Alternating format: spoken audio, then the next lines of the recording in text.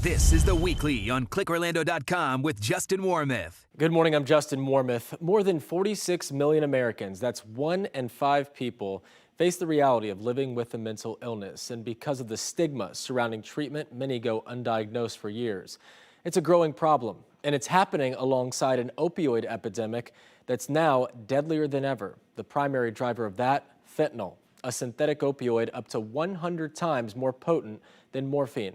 Seminole County Sheriff Dennis Lemma is here this morning to break down how the opioid crisis has evolved over the years and what it's going to take to get it under control. I think first off, let's talk about how Seminole County is doing and what you're seeing when it comes to the statistics and maybe if we look back in time, whether it's heading in the right or the wrong direction. Yeah, so the first thing that we identified is we don't track numbers globally very well. A lot of the deaths and overdoses are based upon mortality reports, and sometimes they become dated, right? You have toxicology, and sometimes you don't know until well after you have an opportunity to fix it. So what we did is we started to, maybe 4 or 5 years ago, actually track to the minute any report that comes in. And knock on wood here, we have seen some pretty promising results. As we're now 5 months into this calendar year, we've had about a 35% reduction in overdose deaths and about a 25 or 30% reduction in just overdoses generally, which gives us early indication and early signs that our program and strategy and holistic approach is actually working. But the numbers are still incredibly alarming. I mean, these are big numbers. I mean, I talked about it before. Last year we had 800 deployments of the life-saving drug Narcan, or brought people back to life with medicine. It is, it's staggering. I mean, one statistic that I think that I saw that really stuck with me is that fentanyl is now involved in more deaths of Americans under 50 than any other cause of death. The rise of fentanyl, what's the main point here? Why is it become so mainstream, and why is it easier for dealers and manufacturers to put fentanyl into these street drugs? Yeah, so what we've tried to do is to take what is potentially a very complicated addiction and scenario and simplify it. So the way that I've done that is I've said there's basically 4 phases that we've experienced. Phase 1 was the overprescribing by big pharma that many people are talking about now. I mean, the Sackler family is a household name. People know what was going on with Purdue, OxyContin, and the Sackler family. That was like phase 1. Phase 2 was when states started to put together a prescription pill monitoring system, which monitored how many pills a doctor could prescribe and how many pills a patient was getting, as well as the pharmacies, if they were overprescribing. People started to do what was called diversion, meaning that the medicine cabinets across America were filled with pills, and kids and adults would do things like pretend like they were shopping for a home just to go into the medicine cabinet and take whatever medicine was inside there. Children would go into their parents' and grandparents' medicine cabinets, and that was phase 2, where it was diversion. Phase 3 was the pill mill epidemic, where if you could no longer get it prescribed and you can no longer get it from the medicine cabinet, people would just simply walk into one of the pill mills across this country, and especially here in the state of Florida. We had about 950 pill mills here in the state of Florida. They would walk in, see a doctor, sometimes for 2 or 3 minutes, and be able to fill their script right at that location. When we closed pill mills down, and we did it pretty quickly, we took rogue doctors and put them in jail and closed these pill mills. People turned to phase 3, which was street-level heroin, which is a very intrusive way to take drugs. But if you had already become addicted to the powerful synthetic or OxyContin, which is nothing but pure heroin, the only thing that quenched the thirst for that was street-level heroin, and we saw that. But now we're in phase 4, Justin, and phase 4 is responsible for more deaths than all of the other phases combined. That we have now rogue chemists that are producing the deadly drug fentanyl in counterfeit drugs, right? We know fentanyl is 100 times more potent than morphine, 50 times more potent than heroin, and they're cutting pills in pill presses, whether it's Xanax or OxyContin, and it gives the impression to people that says, well, I did just fine when the doctor was prescribing me 80 milligram OxyContin for all of that time. I can't get it. I haven't been able to get it for a while, but now I can find it. I can get it shipped in, but it's nothing but pure heroin or synthetic heroin, fentanyl in it, and it's like the equivalent of Russian roulette. People are taking this, they're ingesting it in their body, sometimes for the first time ever, and they're dying nearly immediately. If they're lucky enough to get somebody around them to call 911, we can revive them with Narcan and get them the help that they need. But this is why this is an unprecedented epidemic. The problem now is many people still think that there's a problem with overprescribing. There is no longer a problem with overprescribing. Doctors are aware, people are not going in and getting overprescribed medication anymore. They're getting counterfeit drugs on the black market. So there are people who might be seeking heroin, or fentanyl rather, but now it's getting laced into, as you mentioned, pills, not real pills, but made in labs and things like that by rogue chemists, cocaine, other street level drugs that someone unsuspecting to them, they're going out, maybe having a good time with their friends, and someone has that, and they're overdosing without having a mental health issue or an addiction to begin with, correct? Can we talk about that phase of it as well? Yeah, so you think about it, I mean, kids are at a party, they're gathering. Look, we always say that the best thing that we can do about addiction is to abstain from using any substances that you don't know about anyway, right? But at a party, they're not passing around pills that are in like pharmaceutical grade protective packages. That's not what's happening. I mean, they're typically putting a pill bottle, putting it in their hand and say, hey, take one of these pills. And somebody will say, well, what is it? Well, it's a Xanax, and they may have had experience taking that type of drug in the past. They throw it in their mouth and sometimes go unconscious nearly immediately. And you can think about it for a moment. And I give this example of a drug dealer. What they do is that fentanyl or carfentanil, a microgram, or the equivalent of 8 grains of salt, not even visible to the human eye, is a lethal dose. So if somebody's making these pills, they may go out here and put all of that fentanyl and not mix it up enough. The moment you put it in your mouth, you're done. It tells your body to stop breathing.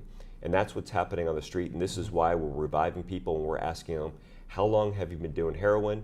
And many times they say, I don't do that. I've done this a couple of times, whether it's cocaine, whether it's Xanax or what they think is Oxycontin. And that's a problem. But it's a crisis. There's a mental health crisis that goes along with it, because you cannot be addicted to a substance and not also have the co-occurring, co-present mental health condition that goes along with that. And COVID has only made that situation worse. Absolutely. You mentioned how fentanyl and the deaths surrounding fentanyl is playing into, and how it's correlated with the national mental health crisis that we're experiencing. How do you differentiate between intended overdoses and accidental overdoses? So intended overdoses, I've never met anyone who's intended to overdose, right? Yeah. So what I think we do is we treat every overdose situation as a crime.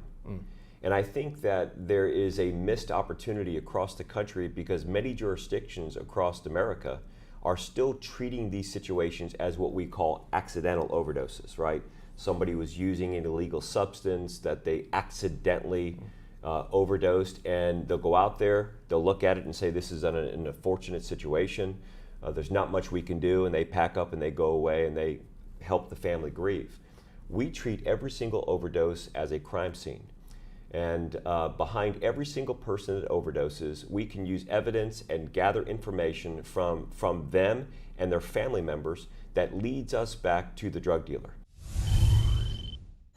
And Sheriff Lemma says they've charged more than 30 drug dealers with first-degree murder. That's more than any other county in the state. Coming up, the conversation he's urging parents to have with their kids about the dangers of fentanyl-laced pills.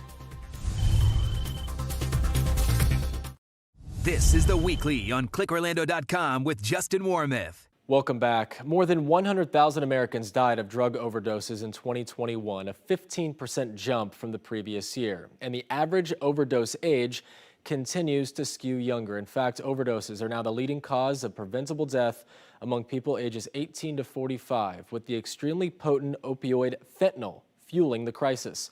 Seminole County Sheriff Dennis Lemma is back with us now to explain the concerns he has as thousands of high school seniors get ready to celebrate graduation. It's this time of the year that we typically, before we had this crisis, before we would talk about graduations, right? We know that historically, graduation is a time where people go out and they celebrate and they do different things. And I think now is the perfect time for parents to re-engage and have conversations that extend well beyond the old alcohol and marijuana, which again, once upon a time, for many of the parents that are watching, they'll say, well, I know that my son or daughter was in an accident, they had an injury or something like that, and I know that they were being prescribed medicine. Sometimes that can be misleading as well. Many of the people who have overdosed, even young people who have overdosed, their families or friends have said, I knew they had an injury, and I knew they had been treated for the injury, but I did not know that they went out on their own and started to self-medicate. But I think that graduation time is a wonderful time for parents to engage. Look, you can't really engage at the level that you need to unless you know about this. And there's a lot of resources out there where people can go to. I mean, Dose of Reality is one of them. It's a state website that we put together under the leadership of Attorney General Ashley Moody. First Lady Casey DeSantis has been working very hard for toolkits in schools and all of that. But if we can be of assistance to Seminole County Sheriff's Office, just reach out to us and we'll get viewers and family members the information that they need. We've talked about Narcan and how that can revive someone, but only in a certain amount of time. I mean, that's something that is not easily accessible to the general public, correct? I mean, is that something actually, it is rather easy to get a hold. I mean, it's you can go into any pharmacy right now, and look, it's more expensive than what I think it should be. It's about $85, $90 for 2 doses of Narcan. So any family member that's watching right now that says, you know what, I'm not sure, right? I think that I have a family member, a loved one that's been struggling a little bit. The first thing that you should do is go out to the pharmacy, either get it from the pharmacy or we have a group in the Central Florida, and actually it's becoming a national model, Project Opioid, where in Project Opioid, just go to our website, we will get you free Narcan. I mean, we will get anybody who needs the help. And I think some of the mistake about this is what happens is when somebody takes an opioid, it attaches to receptors in the brain that says, stop breathing. Justin, it happens just like that. If you get the nasal spray with this, it actually attaches to those same receptors and reverses the effects of the opioids. This is why we call it an opioid antagonist. But this right here gives somebody 90 minutes of life. If you overdose, you passed out right now, I gave this Narcan to you, I've got 90 minutes to get you to a hospital and get you stabilized, and you are likely to survive. If that doesn't happen, you're going to die. I mean, you're just going to stop breathing, you're going to die. And Narcan was one of the bills to get that in the hands of more public safety professionals and more people. I envision a time and a day where every business in the country, under their OSHA standards, has Narcan on hand. I think that's where we need to be. Yeah, because I mean, that's news to me that you can go out and buy Narcan. I think that's news to a lot of folks. They just don't know that nasal spray is that life-saving antidote, if you will, is at your pharmacy, and it can. It's a lot of money, I get that, and maybe that's something down the road. But that's such a key component. I know that that's something Project Opioid, getting that more incorporated, as you mentioned. I am curious about the next steps as well, and where do we go from here? Where does the focus, in your eyes, need to go as we tackle this growing problem? So it's as a society, we have to better understand addiction, right? It's easy to put bad guys in jail. I mean, we do that all the time. We take the drug dealers and we get them off the streets. But in order to solve this, we need all people to come together and understand what addiction is. In the early stages of this, I would say this is not a situation of trying to make bad people good, but rather sick people well. And we know that 80% of the people who are now addicted to a substance were introduced to the substance because they were simply following the direction of somebody that they trusted. We know that the overprescribing, we know how that affects our veterans. We've got, but we still as a general society really don't understand it if we're not addicted ourselves. That's number one. Second is we have a great opportunity here. I mean, Attorney General Ashley Moody's been working hard on these statewide opioid settlements. I mean, there was a great settlement just a couple of weeks ago with Walgreens. So money is coming in to help provide what we say is the gold standard of treatment, and that is FDA approved MAT, medical assisted treatment. Now there's three forms of medicine that does that. Probably the most commonly referred to is methadone. People know methadone, it's been around for a while, but it's methadone, buprenorphine, and Vivitrol. If you can combine those medicines with cognitive behavioral therapy or changing the way people think about addiction, you can at least save lives, stabilize them, and help them move down a path to recovery. But it's just not for them, it's for their family members as well. And then you connect the dots with mental health. You cannot be on the journey of addiction but not also be in need of receiving mental health services. And what we've done in Seminole County, when you look at the American Rescue Relief Funds, we asked the county and our municipalities to give us $10 million in partnership with Advent Health and Aspire Healthcare and NAMI and all these organizations that deal with mental health. People are surprised to learn that in Seminole County, a very affluent county, we involuntarily admitted people under Florida's Baker Act more than 3,000 times last year. And that is a very, very big number. We need to focus more attention and do more in that space, in my opinion. And that's what it's gonna. That's the recipe. I think so. That's the recipe. It's unfortunately, some people do not want to seek help, and it's hard to convince them. And I think the stigma, which is something that I know that we've talked about this before, and getting rid of the stigma surrounding whether it's struggling with mental health issues or addiction in general, and having the empathy as a society and as a family member, as a friend, is another step that we all can do just as human beings to assist in this as well, right? I think that we have to break out of this kind of mindset that it's our job as citizens to simply mind our business. And when we see things wrong, sometimes we miscategorize them. Even in the workplace. I mean, if you have somebody that's normally contributing to the just cause of the company and they have not been on their game, sometimes it's so easy to look at that as simply as a performance issue without going up with sincere desire to help and saying, are you okay? Because for now 3 years or 2.5 years, I've been looking at you on Zoom calls and you've been telling me you're okay. And on the camera, you've looked okay. But now that I get with you, you don't look too good. And you think about this when COVID, and I'm not going to get into the politics of COVID and our response was, but I know this, it has had a negative cognitive effect on the development of people.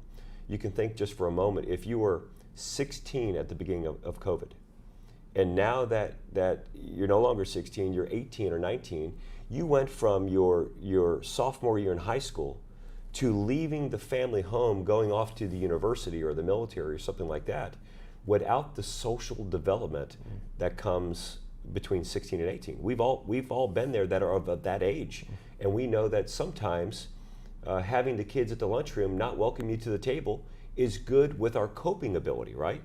Being around people helps us develop. So I would argue that in some cases, as an unintended consequence of COVID, you have people going off on their own at the university or the military or the workforce that have the cognitive mindset of a 16-year-old, but of age of 18 or 19, and that's going to create problems. The most recent stats is 25% of our youth have seriously contemplated suicide in the last 2 years. Think about that number, Justin. I mean, it's incredibly alarming. Now, May is also Mental Health Awareness Month, and News 6 has been highlighting some of the resources available in Central Florida for those struggling with addiction or mental illness. You can find those stories in a special section of our website, clickorlando.com. I'm Justin Warmoth. Hope you have a great Sunday.